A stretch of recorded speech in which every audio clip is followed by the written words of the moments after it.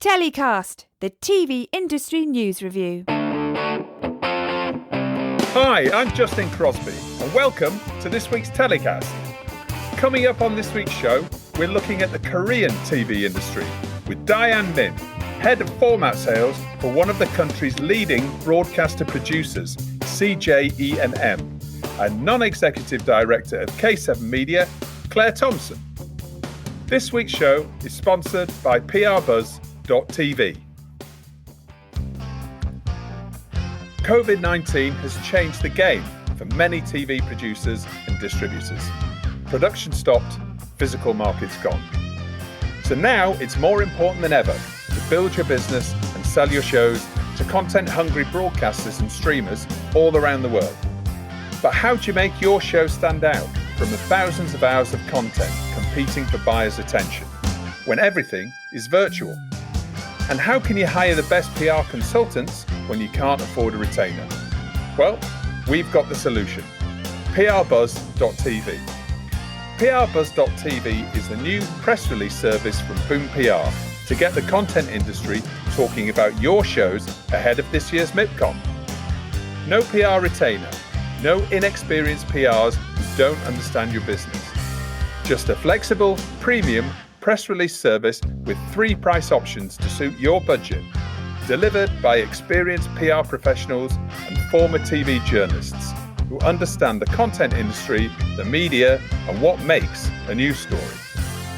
Book your chosen package at prbuzz.tv and sit back and relax as we craft your press release in the format the media wants, distribute your story to the world's most influential TV journalists, and send you your coverage, collated with all your clippings into a digital coverage book. And what's more, we offer a unique no coverage, no fee guarantee. That means if we don't generate any articles for your news story, we'll refund your payment in full within 24 hours. No questions asked. And TellyCast listeners can get a special 10% discount on all press release bookings before 16th of October using the code TCMIPCOM. That's TCMIPCOM.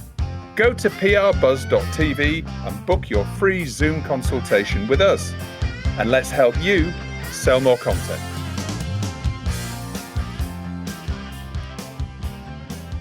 So my first guest on this week's show is Diane Min. Diane is Head of Format Sales at CJENM, overlooking non-scripted and scripted format distribution of CJENM's 16 cable networks.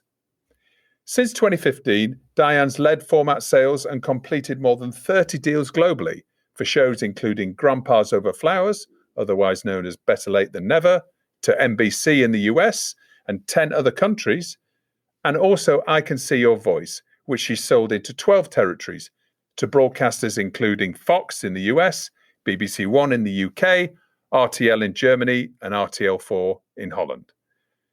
Prior to CJENM, Diane worked at Cartoon Network Korea in kids programming. And joining Diane is Clare Thompson, Non-Exec Director of K7 Media. Clare regularly writes and presents on global content trends for their international broadcast and production clients and festivals around the world.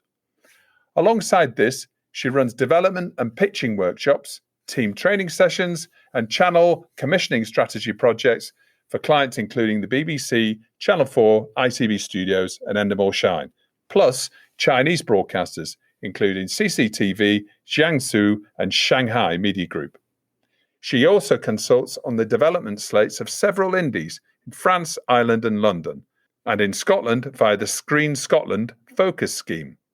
Welcome to the show, Diane and Clare. Hi. Hello. Wonderful to have you guys on the show this week. I've been really looking forward to learning more about the Korean TV industry. Clare, can we come to you first? Tell us a little bit about your role at K7. And I gather you've been doing some Korean research and showcases and reports recently. It's lovely to be on the show. Thank you for having me. I have been working for K7, I think since about 2014, 2015 now. And I sit on the board of the company, but then I also write the monthly entertainment and reality reports on sort of what's happening around the world. Normally I kind of choose 3 themes and talk about what's sort of interesting in those three areas. And then I do lots of presentations to all of our big broadcast and production clients, so Sony, Fremantle, Warner's, and so on, about what's hot, basically. Often those happen normally in what we'd say is pre-MIPCOM or MIP. Obviously, things are slightly different this year, but just giving everybody updates on what's happening. And then I do regular insight reports, which are, we just pick a topic on something that we think is sort of very interesting at the moment. And I've just finished writing one actually about co-production, so between East and West in particular, because of all the activity in Asia, in Korea particularly, but also China, Thailand, Philippines, other places now, and partnering up with Western companies. And then I did a report at the beginning of the year on K formats specifically. And I've been doing lots of these now virtual showcases. So BCWW, which is the regular broadcast worldwide conference that usually happens in Korea, all happened online this year. So showcasing some of the latest Korean formats on that a couple of weeks ago. You're the perfect person then to kick us off here. Can you give us a bit of an overview of the Korean TV landscape? I mean, what I do know is obviously K culture, if you like, is huge right now, right across the world. But focusing specifically on Korean TV, can you take us through like the channels and how the industry is organized? There were three major terrestrial networks, which were KBS, SBS, and MBC. And then in 1990, they deregulated the South Korean broadcast market, and lots of new channels launched, including lots of the current cable channels. So 2011, they set up JTBC, MBN, TV Chosun, and Channel A. And that created a lot more kind of, obviously, competition for viewers and hit shows, and lots of formats started to appear, and K-dramas at around that time. And that's, I guess, when they began to become much more sort of qualitatively sort of high in terms of what was coming out of the territory, as well as quantity. They were at that point exporting through the 2000s. China was the primary market that were taking a lot of Korean formats. There was a little hiccup in 2017 when China stopped taking those formats as they had a falling out over the THAAD missile crisis, and Korea realized that, I guess, China couldn't be the sort of the main place or the only place that they were selling to, and started to look outside the country a lot more. So that was when things started to change in terms of export. But with the channels in general, a lot of the big channels have always had their own in-house production, and that only started to sort of change much more recently. More producers started to set up, and I think it was in 1991, they started a kind of outsourcing system, a bit like we have in the UK, where they had to have a minimum of shows coming from outside producers, which sort of stimulated the production landscape, I guess. But so that's the sort of the kind of broad landscape. But then there's some very kind of particular reasons, I think, why it's become recently such a sort of creative hotbed. Before we get into that, you mentioned indies, and there's starting to be a bit of an indie community and indie culture there. We did a special on Germany a couple of weeks ago, and I was surprised to hear that, still it's about, broadcasters owning all the rights to content. Whereas obviously in the UK, we're used to, after terms of trade, the ability to sell content internationally. That is vital for producers and their growth. What about Korea?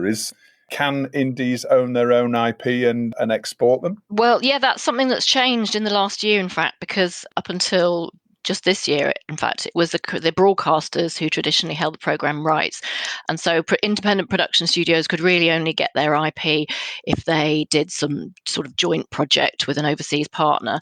But I think the government, who are wanting to really sort of increase this international kind of export business, realised that had to be incentivised. So now the traditional broadcasters, KBS, NBC, they're moving away from a model where they pay 100% of the production fee to outside suppliers, and they're now starting to pay around sort of more like 60%.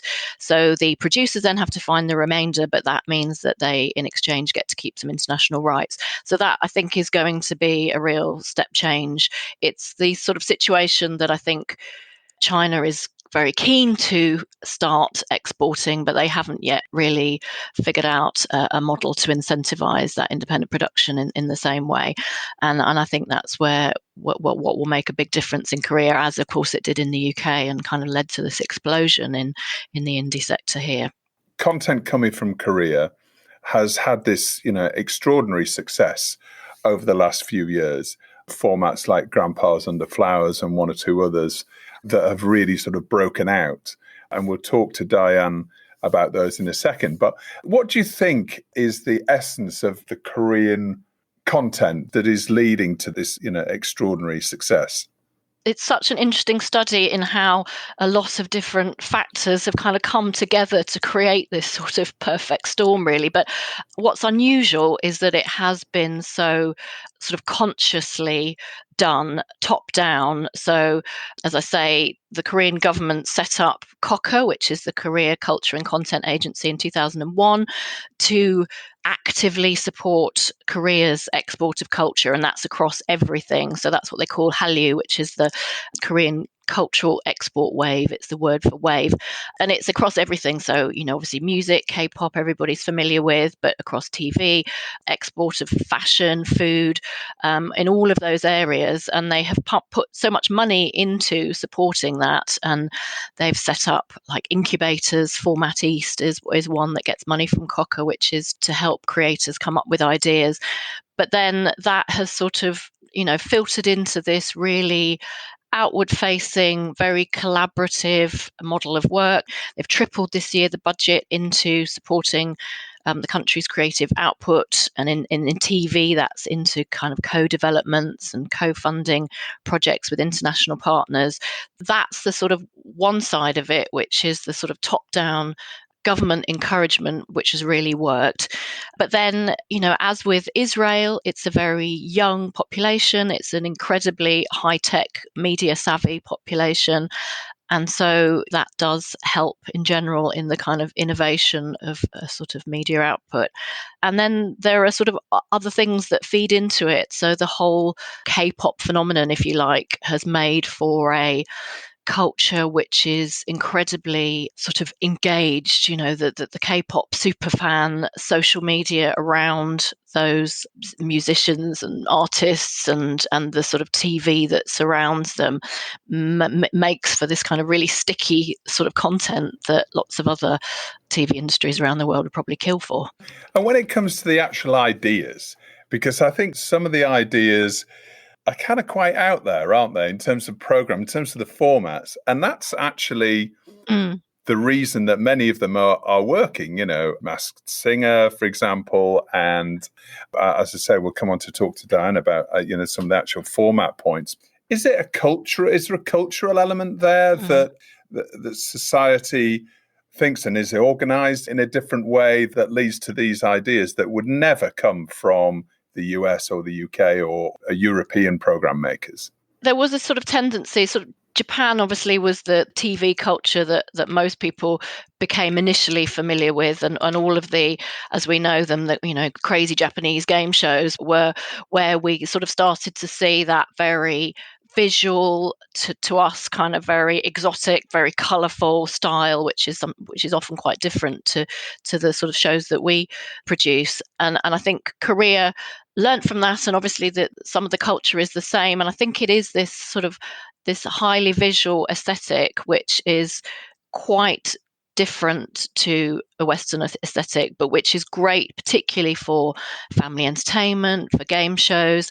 You see it in Masked Singer, but it's not just about the way that it looks. It's also about just sort of thinking of a show from an entirely different perspective. So a lot of the people that I interviewed for the latest report just said that although we'd been trying, everybody's always trying to re-engineer the talent show or to think about things in different ways, probably we would never in a million years have come up with something that kind of looked and felt like The Masked Singer did. I know ITV had their own sort of Stars in Their Eyes reverse show that they were working on, and they said they sort of had the idea, but it just didn't look and feel as different. And I think some of that comes from just the fact that it's backstory, it's come from a different culture. So you want that kind of something that feels a bit crazy and different, and everybody's looking for that.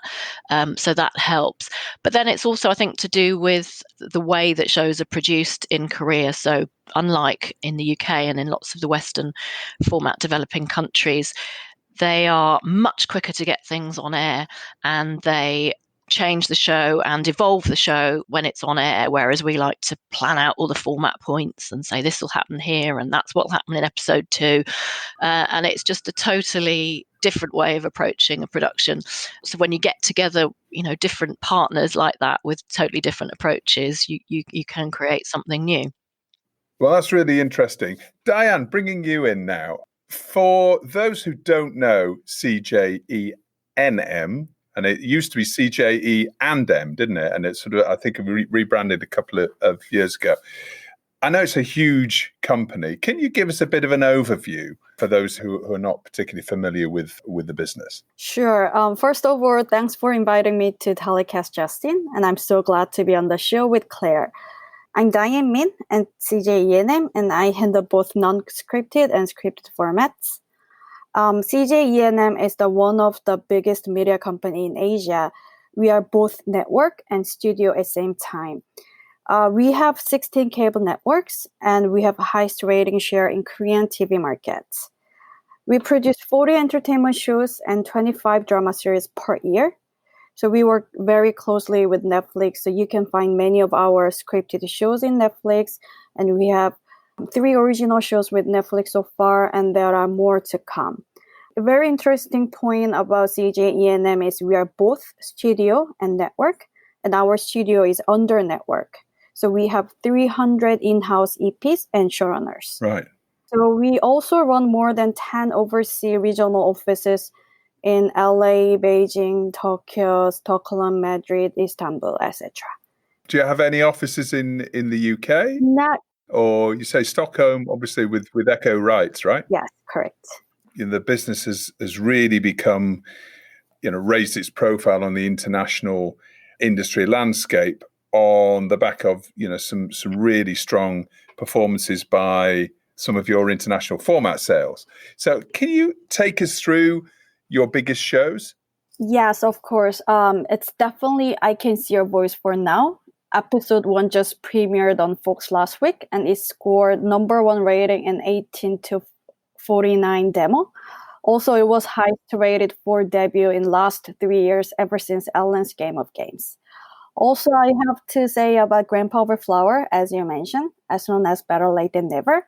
So ever since the US premiere, we had 9 commissions globally. And then, due to pandemic, none of show is on production right now, but hopefully that we have many of them back next year. Grandpa's Over Flowers was Better Late Than Never. Yes. And yeah, in the US, I suppose that was the one that really sort of brought the format to the international TV audience's attention. And that was a remake with, I think, was it William Shatner and Henry Winkler? Yes. Fantastic show. And that was back in, that's about 4 or 5 years ago, right? Yes, 2016.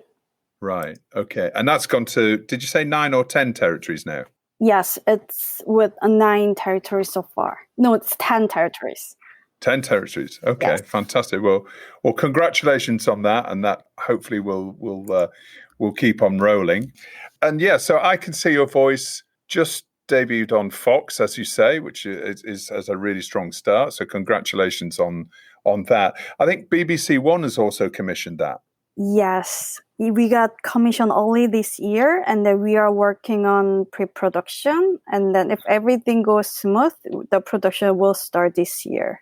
And is it just the UK and the US at the moment in terms of international remakes? Oh, no more than that. We have 12 commissions so far. 12, wow. Yes. And then we just had the German version in August. We just shoot the Holland version last week. Uh-huh. And it's coming in October. Okay.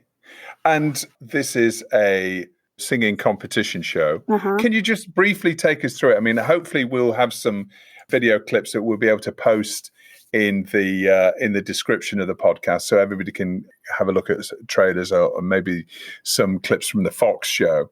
Can you just take us briefly through the format and why you think it's being so successful? Sure. So this is the singing show, which you cannot hear contestants' real voice at the end of the show. So every episode, we have 7 contestant singers and 1 celebrity with host and panels. So celebrity detectives have to identify who's the good singer or bad singer based on their lip sync, look, and investigations. So it's lip syncing. You've got to guess who's lip syncing and who isn't. Yes. Right. So it's definitely a singing show, but we think this is more close to the game show.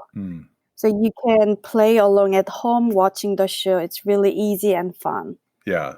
Well, I think that, it sounds like this general fun game show, singing show, getting everybody around the TV again in these times when everybody needs a little bit of color and fun and lightheartedness. I think it's obviously it's really hitting at the right time, as well as it obviously being a really inventive format. Yeah, we all need some fun, and I think that I Can See Your Voice is definitely something that everyone needs right now. And then I would like to share 4 reasons why I Can See Your Voice is so distinctive from many other formats. So first one is originality. So there are so many singing shows that selects the good singer, but I think this is the only singing show that even the bad singer can win. Right. I think this is very strong twist, and it makes the show very unique. I need to put myself on this show. This is it sounds like I'm in with a chance. Yes, BBC One. I think they just announced the applicant, so you can definitely apply.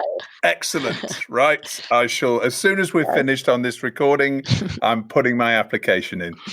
Oh, yes, please do. So also, I think the second one is universality. Due to different demo or due to violence or provocative scenes, there are not many shows that family can watch together. But this is the show that you can bring to the dinner table and talk with your parents, friends, with, everyone. Yeah. Also, the third one is the adaptability. So, we have like 12 commissions so far, and it's so easy to adapt. And when I see all the different international versions, there are not much changes. So the only reason that they change is due to the duration. So sometimes they have more contestants or more rounds. That's it. And then the last one is enjoyability. Most of singing show, the only one winner throughout the whole season will be win, and the other 100 contestants are not even remembered. But this show, whoever wins, it's so funny. And, these days also the artist booking is so difficult, but most of the celebrity who came to this show as a panel, as a detective, they want to come back because they had just so much fun. So they really want to come back on this show. Okay. So I think those are the 4 reasons that the I Can See Your Voice has had great success from many countries so far.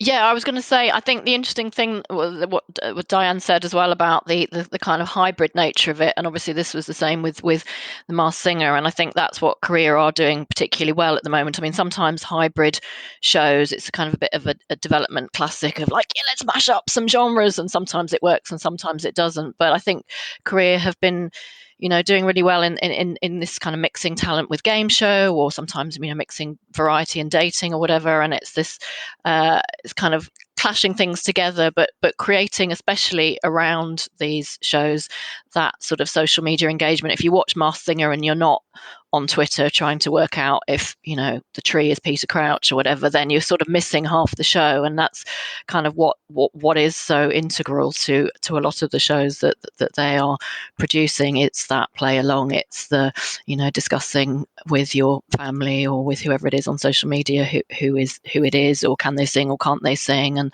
that's, I think, the secret to a lot of their success. Yeah, it's a bit of a social connector. Yeah, both in your own home and on social media. Yeah, no, it's fascinating. I think The Masked Singer was very special because, these days, especially the young people, they don't watch the television. But I think The Masked Singer really bring every generation onto the television because, this is something that you don't want to miss. You really want to know who's the winner in the same time. You don't want to be, So I think this is the show really bring everyone onto television again. Mm-hmm. The final, or finale, should I say, of this competition is that you could have a real singer or somebody who can really sing incredibly well versus somebody who, like me, is kind of useless. But what I got from the US version is that even the guys that can't sing, I mean, they really go for it, right? They really, really go for the performance. And even that, the worse it is, maybe the better it is. Yes. I'm fascinated to see how it performs in the UK. And can you just tell us on the Fox version, who's the talent involved? Host is Ken Jeong. Uh-huh. And he's also the EP. We have the celebrity singer every week. Yeah. Yeah, and then we do have 2 panelists in every episode. And then we have 2 or 3 the different panelists of celebrities every week. So that's I Can See Your Voice. I gather there's also another singing format that you've got in development called Love at First Song, Diane. Can you tell us a bit about that one? Yes, I believe this will be the next I Can See Your Voice.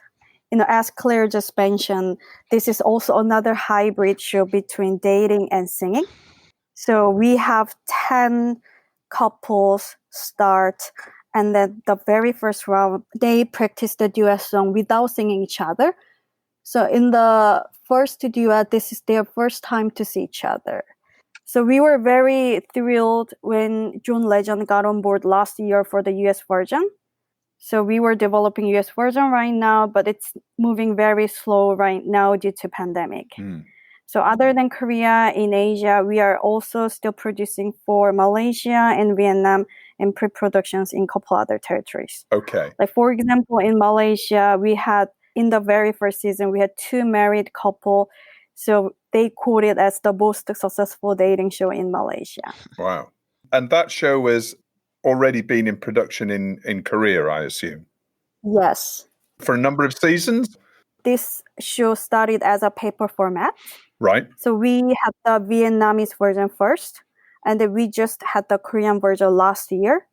So we haven't decided, the season 2 hasn't been commissioned, but, it's just last year. So we will keep developing in Korea as well. I see. Okay. And which is the network in the US that's taken Love at First Song?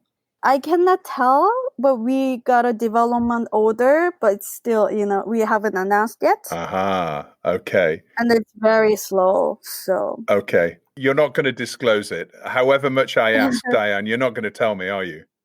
No, I wish I could, but, I can't right now. But you will be the very first one to know. Ah, right. Okay. Now you've promised me that. We'll have you back on the show, Diane, if you'll come back and you can reveal who the US network is. Fantastic. Okay, Diane, now it's time for Story of the Week. Can you tell us what you saw in the international TV industry's news this week that caught your eye?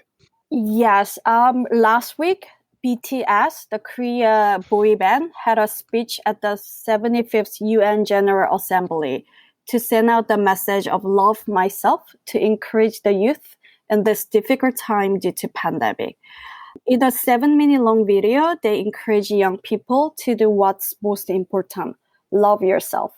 The message they've been sharing for years, to break free from despair and support one another in warm solidarity.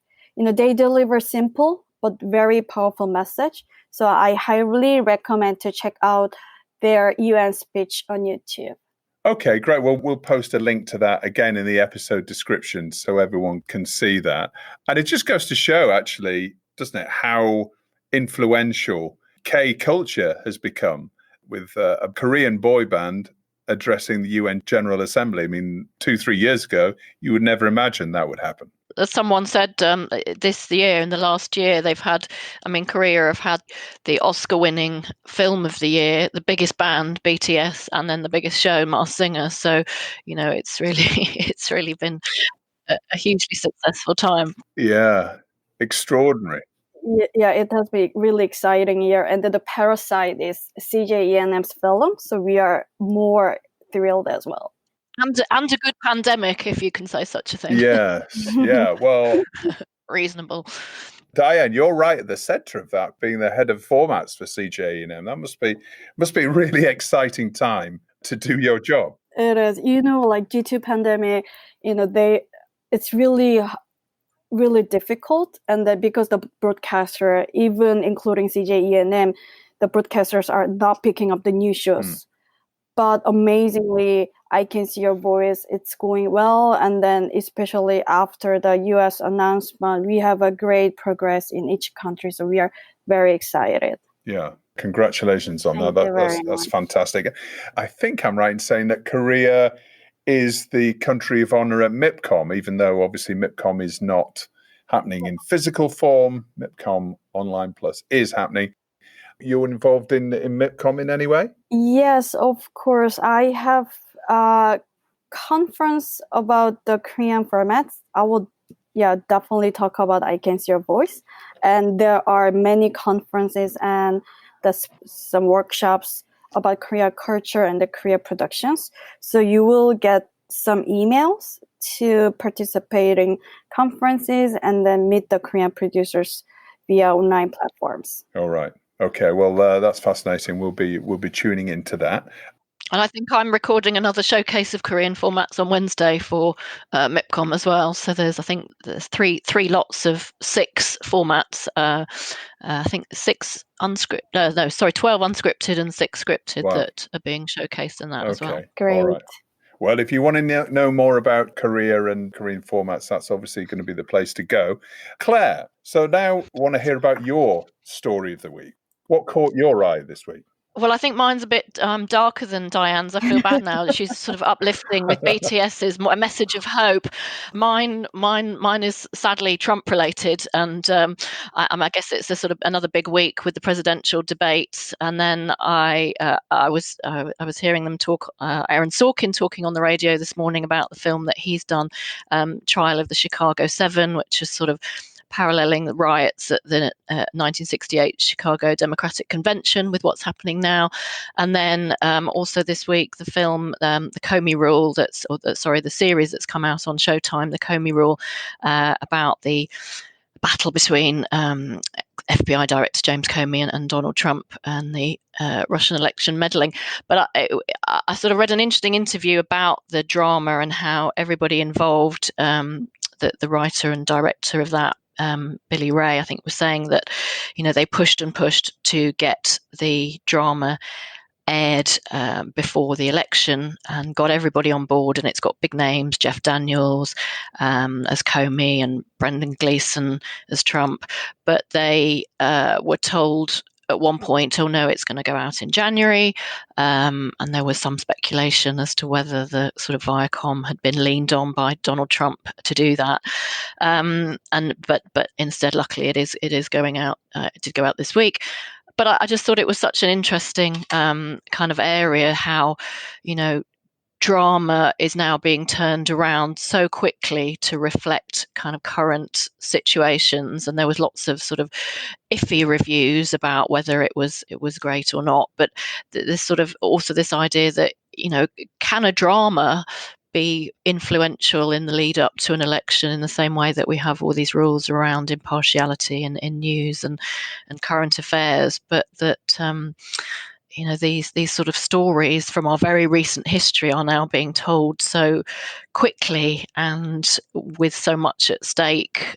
How influential might they be, or perhaps no Trump voters are watching Showtime. I don't know, but Well, no, it is fascinating. The social media and international influence on elections. Previously, it's really been about unscripted, hasn't it? It's about exposés, about documentaries, being released around the times of elections. But now it's obviously moving into scripted as well, and that's something that Gertz Leases has been highlighting over the last few weeks on the show. Is this blurring of the lines? It's definitely a very strong trend that we're seeing now, and I'd be fascinated to see what the reaction to that show is. Reaction has been mixed, and it's this question of whether some history can be told too soon. It's still too kind of raw, maybe, for the people involved or for the people who take one side of it or the other, that it's very difficult to get it kind of right in the moment, but it's a brave thing to do. Yeah.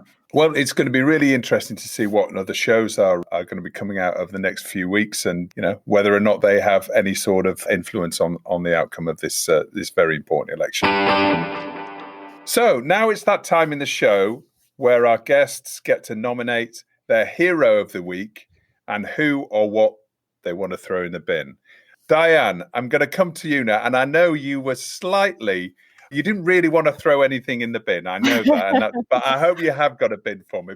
Let's start positively. Yes. Tell us your hero of the week. Yes, my hero of the week is Ken Jeong.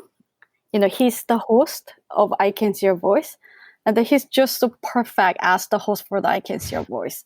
It is very different from his judge role from the Masked Singer. As one of the judges of Masked Singer, he shared the moments with fellow judges. But for I Can See Your Voice, he did an amazing job as a host who led the show for 45 minutes. With his great humor, he makes the show very enjoyable. Also, he really puts the tension in each elimination, which really keeps the audience to watch the show even with 7 commercial breaks. Also, he becomes very emotional with contestants and support and help the contestant to win and get the prize money. So I cannot think of anyone other than better host for I Can See Your Voice, and I'm so grateful that he got the role for I Can See Your Voice. Yeah. Well, he's having a moment as well, isn't he? Really, in terms of.